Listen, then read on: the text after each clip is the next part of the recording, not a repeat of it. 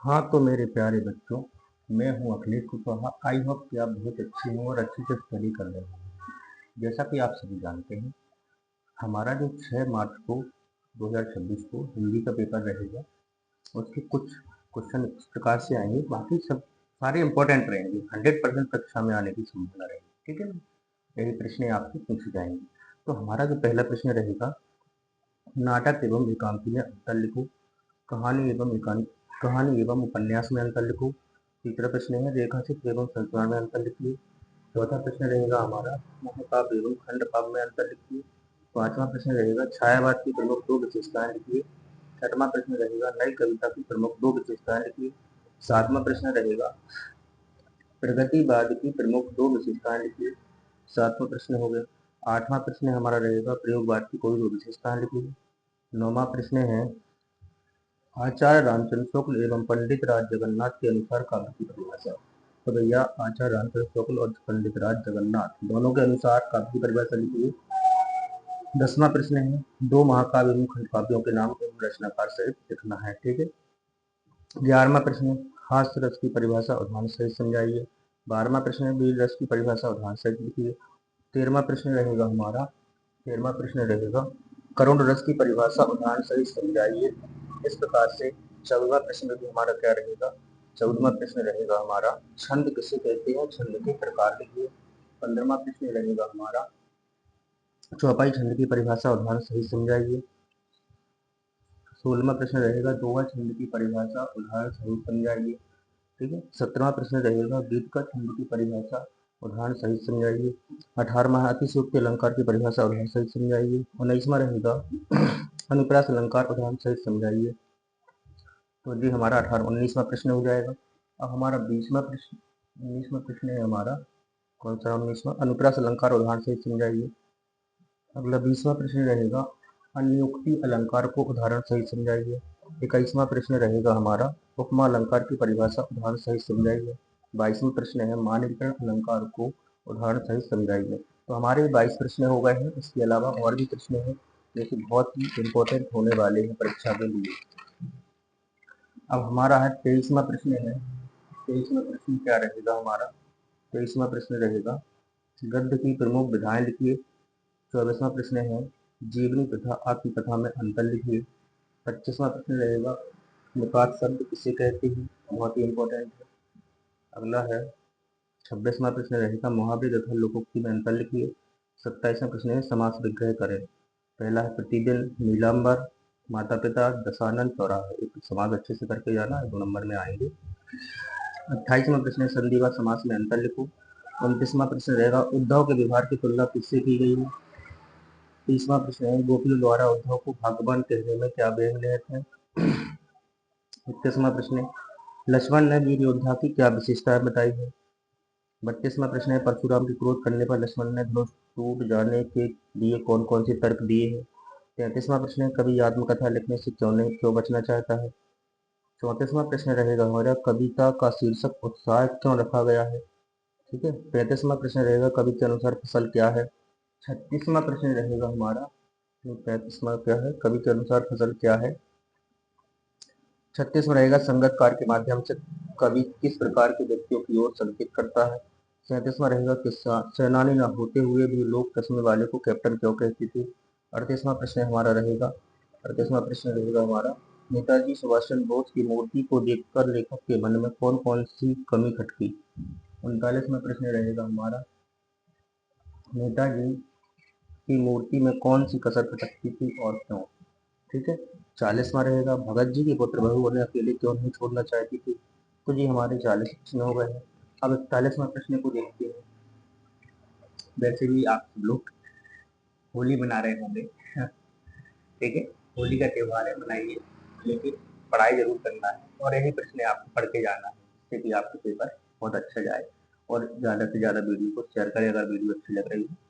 तो 41वां जो प्रश्न रहेगा हमारा, इस आत्मकथ्य में लेखिका के पिता ने रसोई को भाटियार खाना कहकर क्यों संबोधित किया है। 42वां प्रश्न रहेगा, शहनाई की दुनिया में डुमराव को क्यों याद किया जाता है।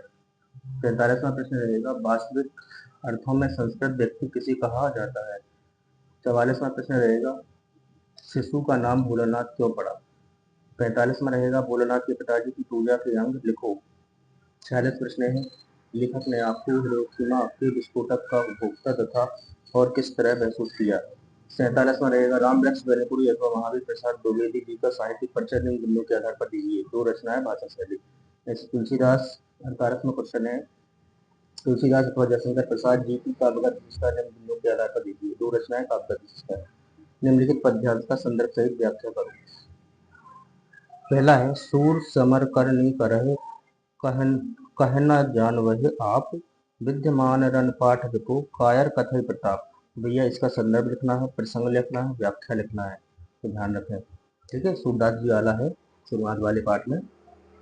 और दूसरा हमारा है, मधुप गुन गुनाकर कह जाता कौन कहानी है अपनी, मुरझा कर गिर रही पत्नियां देखो कितनी आज ही, इस गंभीर अनंत नीलिमा में असंख्य जीवन इतिहास, लो करते ही कहते हैं अपना व्यंग मलिन उपहास, तब भी कहते हो कह डालूं दुर्बलता अपनी रीति, तुम सुनकर सुख पाओगे देखोगे यह कागर रीति। तो ये भैया दो संदर्भ प्रसंग की व्याख्या है, इनमें से आपको दोनों करके जाना है। तो में आएगा, एक ऊपर आएगा, तो यही प्रश्न आपको 100% मिलने वाले हैं और यही प्रश्न आपको मिलेंगे वार्षिक परीक्षा में।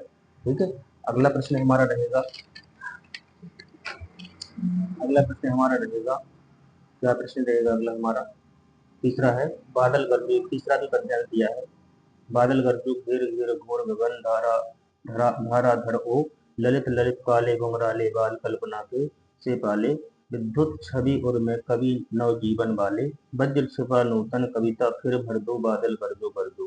ठीक है, 50वां है, बढ़ती हुई महंगाई के संबंध में ग्राहक और दुकानदार के बीच संवाद रखना है। पर्यावरण सुरक्षा के बारे में माँ और बेटे के बीच संवाद रखना है। 52वां प्रश्न रहेगा, अपने बड़े भाई के विवाह में अपने मित्र को आमंत्रित करने के लिए पत्र लिखो। 53वां प्रश्न है, परीक्षा काल में ध्वनि विस्तारक यंत्र पर रोक लगाने के लिए जिलाधीश को प्रार्थना पत्र लिखिए। 54वां प्रश्न रहेगा, निबंध लिखिए, जीवन में खेलों का महत्व, प्रदूषण की समस्या, विज्ञान वरदान, नारी शिक्षा का महत्व। यही निबंध आपके आएंगे परीक्षा में। ठीक है, ध्यान रखो। 54वां है, गद्यांश की प्रसंग सहित व्याख्या करो। तो प्रश्न रहेगा, मूर्ति संगमरमर की टोपी की नोक से कोट के दूसरे बटन तक कोई 2 फुट ऊंची, जिसे कहते हैं बस्ट, और सुंदर थी। नेताजी सुंदर लग रहे थे, कुछ कुछ मासूम और कमसिन फौजी वर्दी में। मूर्ति को देखते हैं दिल्ली चलो और तुम मुझे खून दो ... याद पड़ने लगते हैं। इस दृष्टि से यह सफल और सराहनीय प्रयास था। और दूसरा हमारा जो गद्यांश रहेगा वो ये रहेगा, संस्कृति के नाम से जिस कूड़े करकट के ढेर का बोध होता है वह न संस्कृति न रक्षणीय वस्तु। क्षण क्षण परिवर्तन होने वाले संसार में किसी भी चीज को पकड़ कर बैठा नहीं जा सकता। मानव ने जब जब प्रज्ञा और मैत्री भाव से अपने नए तथ्य का दर्शन किया है तो उसने कोई वस्तु नहीं देखी जिसकी रक्षा के लिए दल बंदियों की जरूरत है। मानव संस्कृति एक अविभाज्य वस्तु है और उसमें जितना अंश कल्याण का है वह कल्याण पर की अपेक्षा श्रेष्ठ ही नहीं स्थायी भी है। तो हमारे प्रश्न थे, ये सारे प्रश्न कंप्लीट हो गए हैं, जो कि वार्षिक परीक्षा के लिए बहुत ही इम्पोर्टेंट रहेंगे, वेरी वेरी इम्पोर्टेंट है। और बाकी सब बच्चे अच्छी तरह से होली मना रहे होंगे, तो very very nice, happy Holi, और बहुत ही अच्छा रहेगा। तो ये सब सारे प्रश्न आप अच्छे से पढ़ के जाना, जिससे कि 6 तारीख के पेपर आपका बहुत ही अच्छा रहे, क्योंकि लास्ट पेपर भी है। परसेंटेज आप जानते हैं कि देखो किसी भी विषयों में जैसे मैथ हो गया, साइंस हो गई, और हमारा हिंदी हो गया, संस्कृत हो गया, ठीक है, ये सारे सब्जेक्टों में परसेंटेज सबसे अच्छी होती है। ठीक है, नंबर सबसे अधिक आते हैं, तो ये हमारा हो जाएगा क्वेश्चन पेपर। ठीक है, तो आज अगर वीडियो अच्छी लगी तो लाइक करें, चैनल को सब्सक्राइब करें, बेल आइकन को प्रेस करें, और वीडियो अच्छी लग रही हो तो भाई शेयर जरूर करें, क्योंकि अभी जितने भी हमने आप लोगों को क्वेश्चन बताए हैं अन्य पेपरों में, वो सारे क्वेश्चन देखो वही के वही मिले हैं। इसलिए मैं कह रहा हूँ कि भैया अगर ये प्रश्न भी आप करके जाइएगा, जिससे कि आपका पेपर बहुत अच्छा रहे। ठीक है, तब के लिए धन्यवाद। और आगे वाले जो 9th क्लास के भी पेपर रहेंगे उनको भी हम डालते हैं। ठीक है, वीडियो के बाद।